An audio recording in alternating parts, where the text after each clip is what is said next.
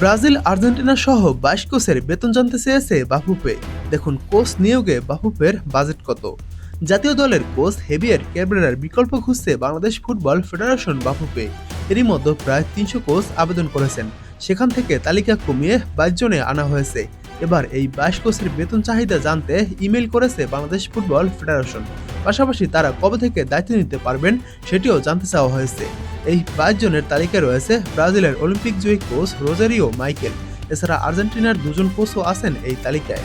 বাংলাদেশের কোচ জুলফিকার মাহমুদ মিন্টুও আছেন এই বিবেচনায়। সবার কাছ থেকেই বেতন ও সম্ভাব্য যোগদানের সময় জানতে তথ্য সংগ্রহ করেছে বাফুফে।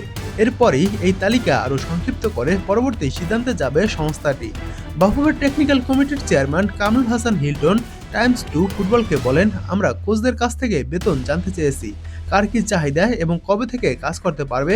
এসব তথ্য পাওয়ার পর তালিকা আরও সংক্ষিপ্ত করা হবে। এর মধ্যে যদি আরও ভালো বায়োডাটা আসে সেটাও বিবেচনায় নেওয়া হবে। আমাদের একটি নির্দিষ্ট বাজেট রয়েছে। কোচ যদি $1,00,000 দাবি করেন তা আমাদের পক্ষে সম্ভব নয়। আমরা 25 থেকে 30,000 ডলারের মধ্যে থাকতে চাই। এখন দেখা যাক কি হয়। কোচের বেতন জোগাড়ে ফিফার অনুদানের পাশাপাশি স্পন্সর খোঁজারও চেষ্টা চলছে। হিলটন আরও বলেন, ফিফার অনুদান তো আছেই, আমাদের সভাপতি স্পন্সরও খুঁজছেন। আশা করি দেশের ফুটবলের জন্য ভালো মানের কোচ পাওয়া যাবে। কোচ কি হবেন আগামী 30 এপ্রিল বায়োডাটা জমার শেষ দিন। ৩ শতাধিক বায়োডাটা জমা পড়লেও এখন থেকে বাছাই করে তালিকা কমিয়ে আনা হয়েছে ২২ জনে।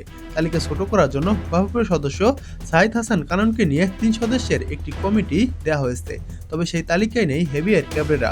তার উপর বাফুফের একাধিক কর্মকর্তাও ক্ষুব্ধ, কারণ হেভিয়ের আজ পর্যন্ত ৯ নম্বর পজিশনে একজন স্ট্রাইকারের সন্ধান দিতে পারেনি। একজন নতুন প্রতিভাবান ফুটবলার খুঁজে বের করতে পারেননি তিনি। ৪ বছর দায়িত্ব পালন করেছেন ক্যাব্রেরা, কিন্তু তার সাফল্যই নেই। বাফুফের দাবি, ক্যাব্রেরা ৪ বছর দায়িত্ব পালন করে সিনিয়র জাতীয় দলের বিকল্প দল তৈরি করতে পারেনি।